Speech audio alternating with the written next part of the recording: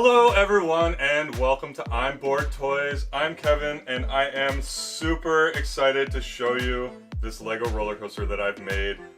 It's called Red Sun's Inferno Loop. It's Monkie Kid themed. I just finished it up yesterday and I am so excited about how it looks and I can't wait to show you.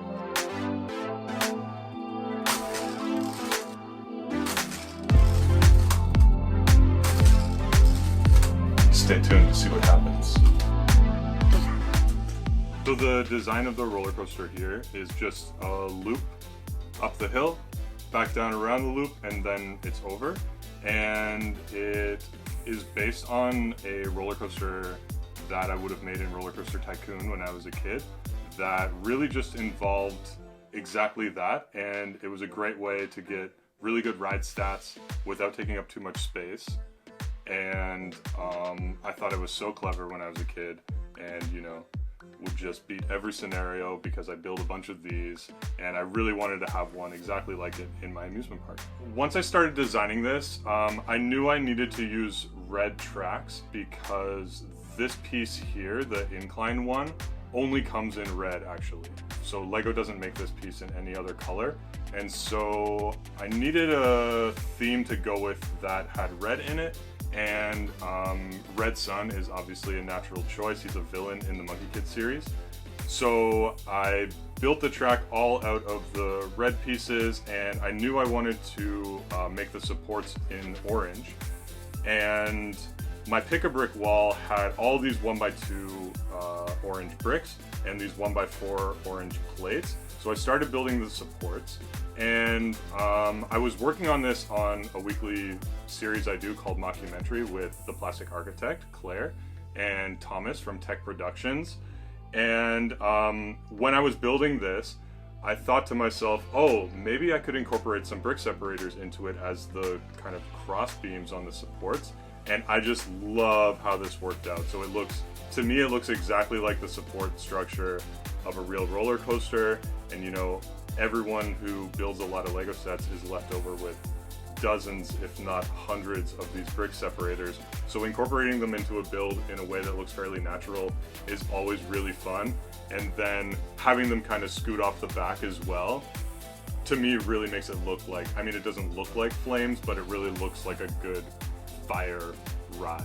So that's kind of where all the color scheme comes from in terms of the red and the orange. And then obviously I've got all these flames coming up off of the loop, and that's Red Sun's Inferno Loop. So the Lego roller coaster pieces, like that Lego makes, are fairly limited in terms of what you can do with them. Up a hill, down a hill, around a turn. But lots of people have kind of figured out that if you turn the tracks on their sides and have two side by side, you can actually get a lot more exciting stuff. You can get some loops and you can do some banked turns and things like that if you kind of use the tracks in ways they weren't intended. So basically you need the tracks to be separated by the kind of height of two plates, which Lego doesn't really make any pieces that allow you to do that in a small space. And so you kind of have to come up with a little hack of some sort to get that spacing and to have studs on both sides. I'll run through really quick the way that I get the right spacing for the tracks. So I use two 2x6 plates and I put them back to back. Then I take one 2x2 plate and put it on one of them. Then I kind of wrap it, so now it's a height of 3 plates, and I kind of wrap it in the 1x2 downward facing brackets to hold it together. And then the final step is to just take some 2x2 pieces. Here I'm using tiles because I think they look nicest, and to use that to kind of clasp the entire structure together. Now you've got something that is the height of 2 plates that'll allow you to get the separation you need to have the roller coaster tracks exactly 2 apart. And then the last thing I do sometimes is if I want to clip this onto the tracks instead, because the bars in the middle are the right width for that, I will put just 2 clips on there and have it come down like that on one, and like that for the other. and you would just have these attached to other tracks, and that's how you get exactly the right width for the cars to go along. So you can see that's the right width for a little roller coaster car to go.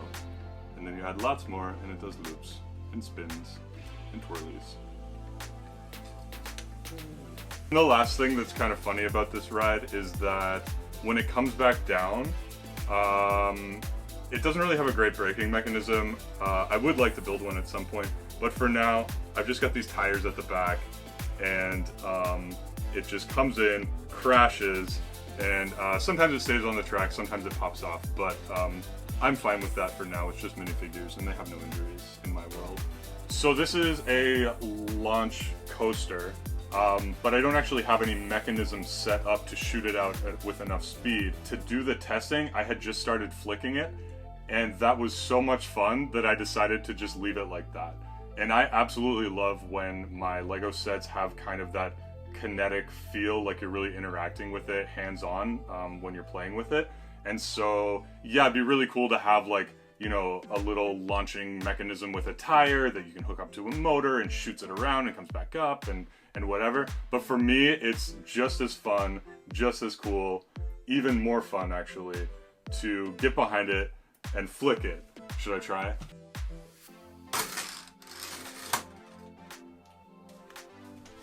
Yay! So I built the ride itself, and it's great and it's fun, and I could have stopped there, but I really want to incorporate this whole build into a full-on Monkie Kid Land amusement park, and I've got some great ideas for other builds, so of course subscribe if you want to follow along with the progress.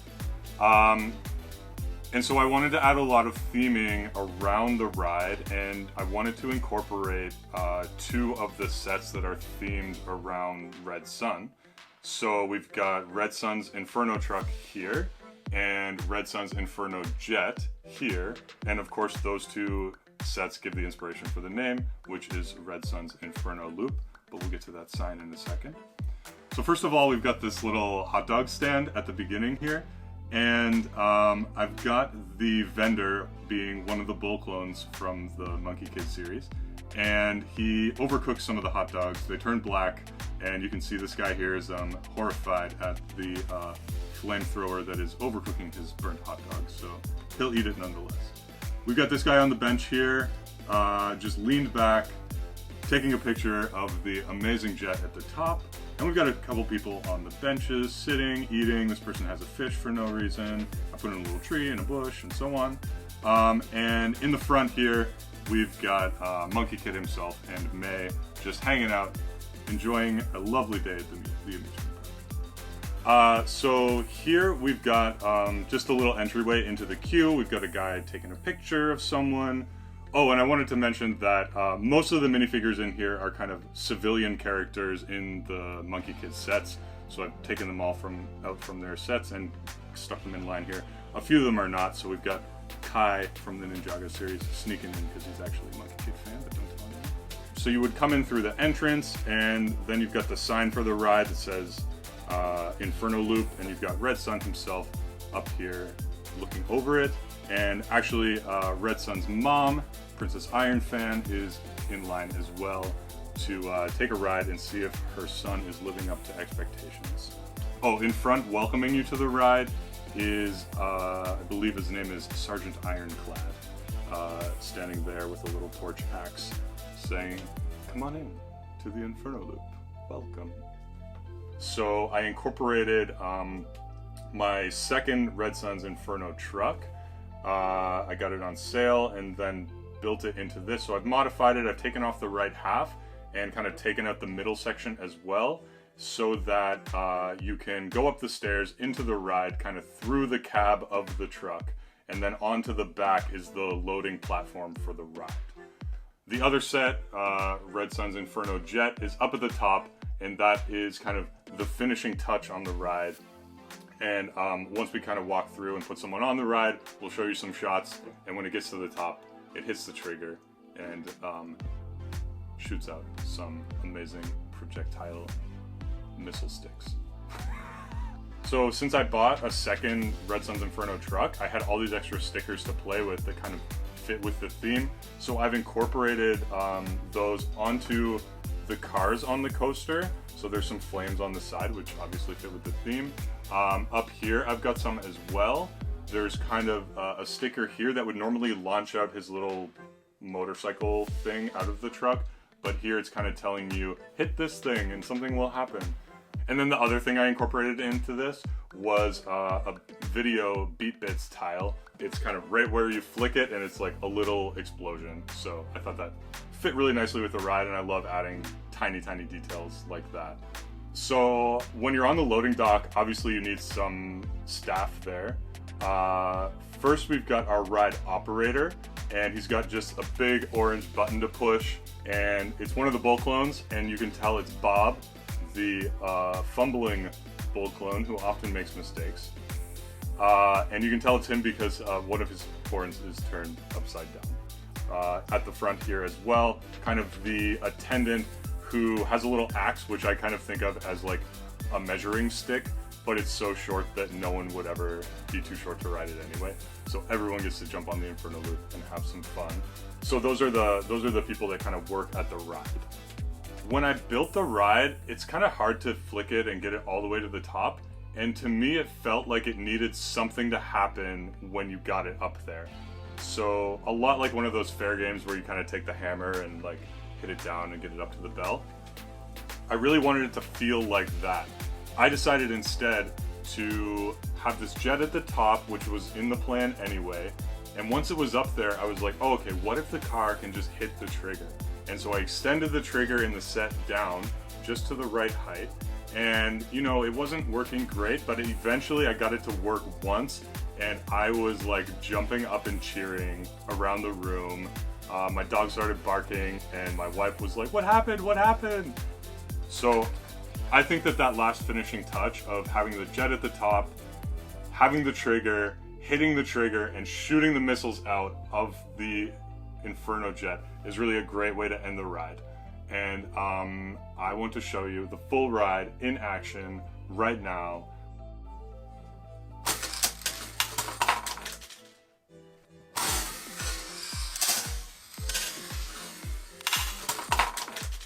We did it!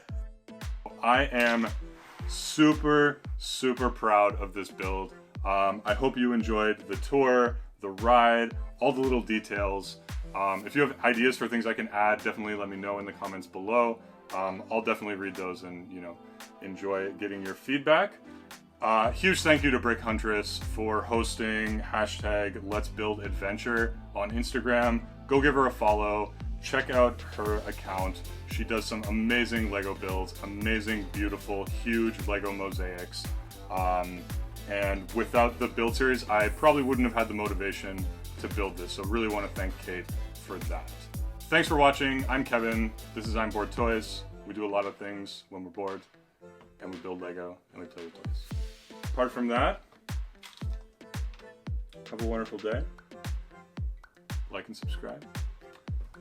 And we will see you on the internet, friends. Goodbye. I mean, he doesn't always have a mask on, but right now he's kind of trying to hide. Yeah. So that people